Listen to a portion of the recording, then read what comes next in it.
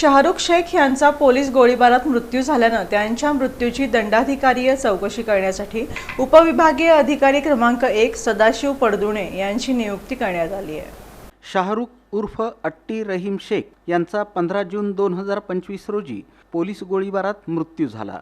या प्रकरणी मोहोळ पोलीस ठाण्यात अकस्मात मयताची चौकशी पोलीस निरीक्षक स्थानिक गुन्हे शाखा सोलापूर ग्रामीण यांच्याकडून होत आहे। तसंच मयताचं शवविच्छेदन सोलापुरातील सिव्हिल हॉस्पिटल मार्फत झालेलं आहे।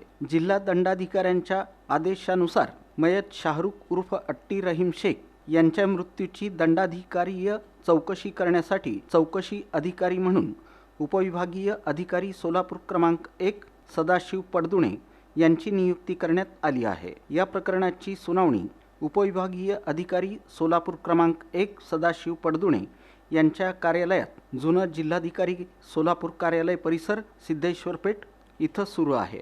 या प्रकरणात कोणालाही काहीही म्हणणं द्यायचं असल्यास त्यांनी 16 जून 2026 रोजी सकाळी 11 पर्यंत सुनावणीवेळी उपस्थित राहणं आणि म्हणणं सादर करणं गरजेचं आहे, अशी माहिती सदाशिव पडदुणे यांनी दिली।